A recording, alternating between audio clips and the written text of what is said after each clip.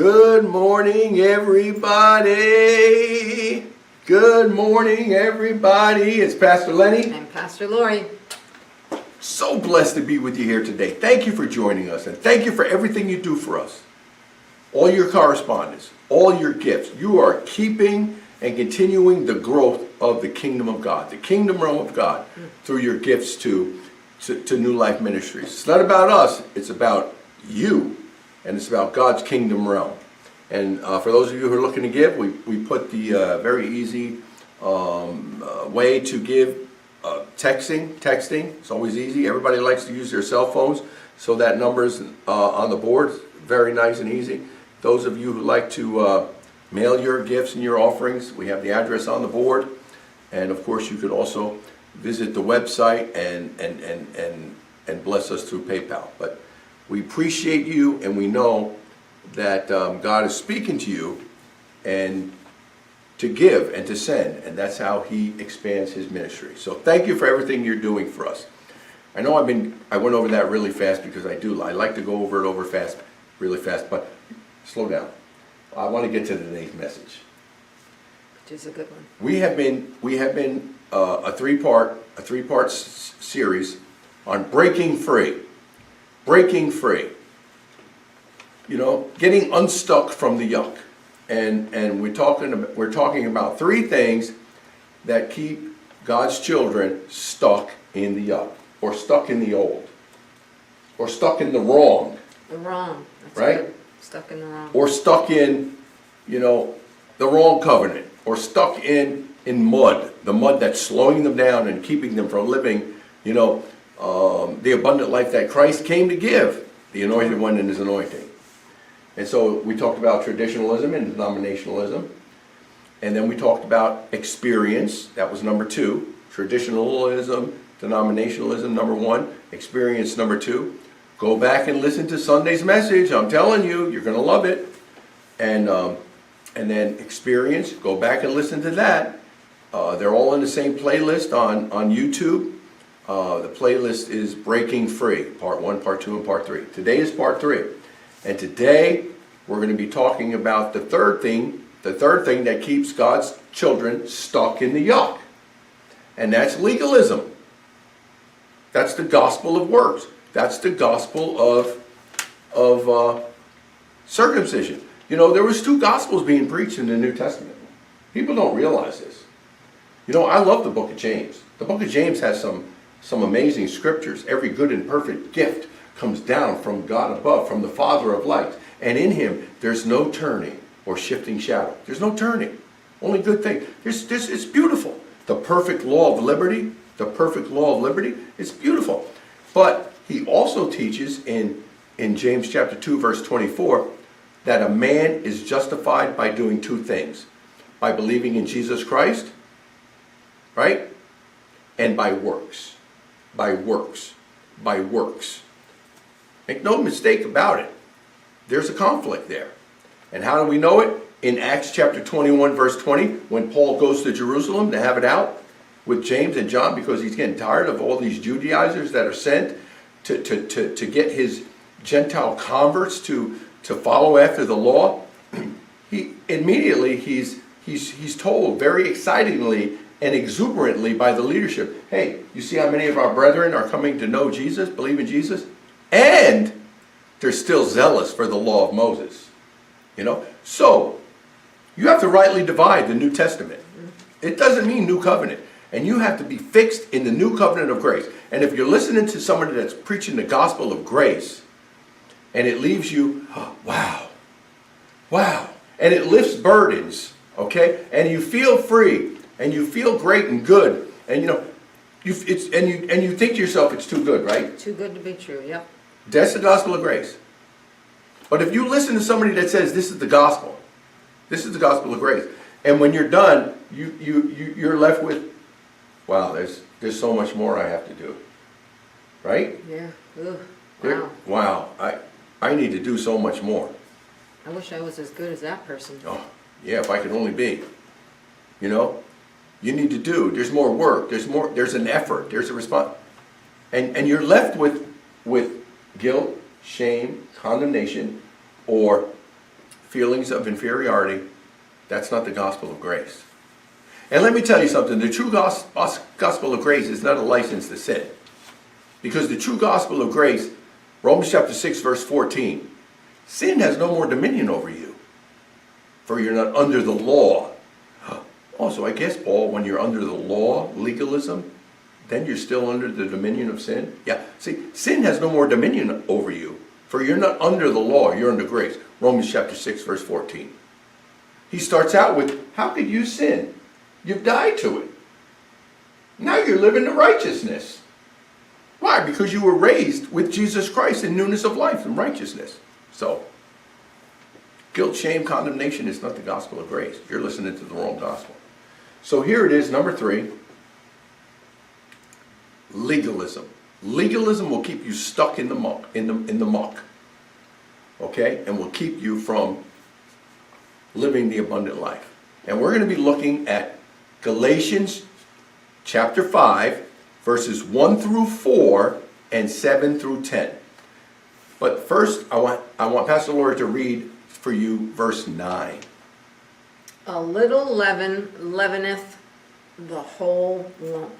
Now, if I ask Pastor Lori, under our current mindset and belief system of the true covenant of grace, what leaven means, she's going to give you a different story than what the gospel of the circumcision, the gospel of works, the legalist, what denominationalism and traditionalism has told us for all these years leaven means. Leaven means, the word leaven. What have they taught us the word leaven means? Sin. Sin. Sin. Of course, and now they'll use this verse, a little leaven will leaven the whole lump. Don't let sin in. If you let it in a little bit, the next thing you know, it's going to control your life. It's going to control your life. It's going to work through your whole life system, just like a little leaven, right, in a lump of dough. And what did you tell me the other day, how you could understand that because of what? What did you do? Leaven in the whole lump? What? The sourdough? Yeah. The sourdough just takes a little bit of starter and a whole lot more of water and flour and everything, and you got a loaf of bread. And so it just, boom, it explodes through. Yes, and it doesn't take much starter. I remember one day, you tell me if I'm wrong, if I got this wrong. Wasn't there one day where kind of like it blew off the top? Yes. Right? Remember that? Yeah. And so that little bit of leaven, not only did it spread, but it exploded. And so don't let sin in. But you see, that's not what the leaven is he's talking about. That's why context is so important. He started out in chapter 1. If any man preach another gospel, let him be accursed. If an angel preach another gospel, let him be accursed. In chapter 2, he approached Peter to his face because Peter strayed from the truth of the gospel. He disassembled himself with the Gentiles after receiving the gospel from God the Father. He disassembled. Why? Because he was afraid of James. Because James is amazing. Listen, I love the book of James. I think it's verse 17, I'm not sure. James chapter 1, verse 17. Every good and perfect gift comes down from above, from the Father of lights, who there's no changing or shifting shadow. He can't change. He's only good. He can't change. He only gives. It's beautiful. And then the perfect law of liberty. Don't forget your perfect. That's amazing that James even said that, the perfect law of liberty. There's some really, really great stuff. If any man be sick among you, hey, call upon the elders. They're going to lay their hands on you. And the prayer of the righteous is going to heal you. It's going to heal you. It's going to heal you. All right? But James chapter 2, verse 24, make no mistake about it. James was very much in step and in tune with the law of Moses. And in James chapter 2, verse 24, he makes a statement that nobody can, you can't explain it in any other way. He says, you see, a man is justified and he's made righteous by two things. By number one, by believing in Jesus Christ. And by number two, his works. And so, it's not that, the fruits of our righteousness are going to produce, the fruits of our faith are just naturally going to produce, good works, and if they're not, then that faith and that righteousness, whatever, is dead. No, no, no, no. That's in earlier verses, and you know what? We could agree with that. I could find agreement with that, but I cannot find agreement with verse 24 where it says a man is justified by two things: by believing and by works. And in Acts chapter 21, verse 20, says it right there. Paul goes to Jerusalem to have it out with the Jerusalem leadership because he's tired of them coming after his Gentile converts and trying to get them to adhere to the law of Moses and circumcision and follow all the festivals and all the ceremonial laws, and he's greeted by James and the leadership and says, "Hey Paul, you see how excited it is, all our brethren? They're believing in Jesus." And he excitedly says, and they're still zealous for the law of Moses. He didn't say, "But Paul, there's work we need to do in sharing this gospel because they're still zealous for the law of Moses." No, that's not why or how he shared it. He shared it as if they're still zealous for the law of Moses. And so you can see in the New Covenant, in the New Testament, there was an intermingling of the covenant of grace with the covenant of works. Make no mistake about it. And that's what Galatians is all about. In fact, chapter 3, he's like, "Who bewitched you? Who bewitched you?" Listen, read it for yourselves. Don't just take Pastor Lenny and Pastor Lori's word. Read it for yourself. Who bewitched you? You started out this race amazingly. You started out in the Spirit. But who bewitched you? All of a sudden, you've reverted back to the law, the flesh, works. So it's keeping everything in context. Now, Pastor Lori, read that verse again, verse 9. A little leaven leaveneth the whole lump. Yeah. Now, keeping it in context with the letter of Galatians, but not only that, let's keep it in context within its own chapter, chapter 5. What does verse 1 tell us? Stand fast, therefore, in the liberty wherewith Christ has made us free, and be not entangled again with the yoke of bondage. Now, what's the yoke of bondage? The law? The law. So it starts out, chapter 5 starts out, stand in your liberty, stand fast in your liberty, wherewith Christ has made you free.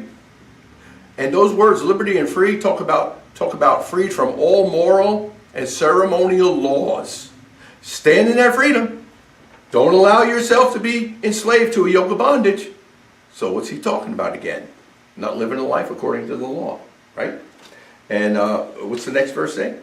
Behold, I, Paul, say unto you, that if ye be circumcised, Christ shall profit you nothing.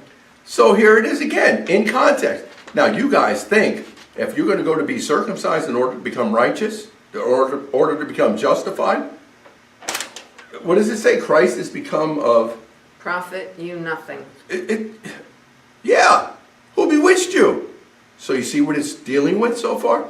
What's the next verse? Verse 3. For I testify again to every man that is circumcised, that he is a debtor to do the whole law. This is amazing. Are you prepared to do the whole law? The Big Ten and the 613 ceremonial laws? Are you prepared?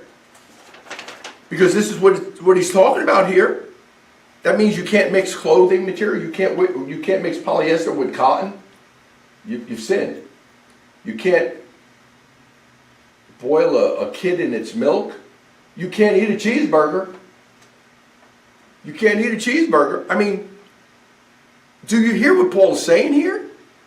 Now, what speaks to me is verse 4. Listen to verse 4. Christ is become of no effect unto you. Oh my Whosoever gosh. of you are justified by the law, ye are fallen from grace. Wow. Wow. You're not living by grace anymore if you think you're justified by what you do. You've fallen from this grace because now you've left it up to you. And There's no way you, by keeping laws and rules and regulations, could ever be made righteous or become righteous. That's why Jesus came. And so now after this, so you can see the context, right? Yep. Talking about law, he's talking about legalism, he's talking about the Big Ten and the 613. Now look at what he says in verse 9. A little leaven leaveneth the whole lump. So you see by context of chapter 5 itself, context of the book of Galatians, that leaven is referring to the law, legalism. And when you adhere to, well, you need to, and you must, and you have to, and you have a responsibility, all right? And you think, well, living by the 10 Commandments, you know, the 600, a little leaven, just a little bit of it, leavens the whole lump. That's frightening, really, for me. I don't want to be leavened even by a little bit. Why do I give? I don't give to get. I give because it's my nature. Like God. God, my Father, his nature is to give. So he gave his only begotten Son. You know, Jesus came and he gave. He gave his life for us because he loved us. It's part of love. That's my nature. You know, so many things that we got to do this, you got to sow this, you got to give this, you got to plant this, so you can get that. I have to, I got to, I need to. No. That's all works. That's all works. I am, I have, and I can because of Jesus, period. So you can see. Now, I think there's only one verse left. This verse, read verse 9 again, right? Pause and then read verse 10. Verse 9, a little leaven leaveneth the whole lump. Now wait, now I do like it what it says in the Mirror Study Bible. I really enjoy the Mirror Study Bible and gleaming some additional insights from it. And this is what it says about Galatians 5:9. It says, it is impossible to hide the effect of the smallest amount of yeast. The process of fermentation is immediately triggered. Hosting even a tiny little bit of legalism infiltrates one's entire belief system. This keeps judgment and accusation and sin consciousness alive and neutralizes the joy of the Christ life. Wow. Is that amazing? Yes. Now listen to what Pastor Lori's going to read. Read verse 9 again so they get it in their mind. A little leaven leaveneth the whole lump. Right? Now listen to verse 10. I have confidence in you, though, through the Lord, that ye will be none otherwise minded, but ye that troubleth you shall bear his judgment, whosoever he be. So now what's Paul saying? A little leaven is the whole lump. But he's saying, but I have this confidence through the Lord. I have this confidence through the Lord that you'll be none otherwise than free and standing in your liberty, wherewith Christ has made you free. And he that troubleth you, he'll bear his own judgment, whosoever he may be. That frightens me too.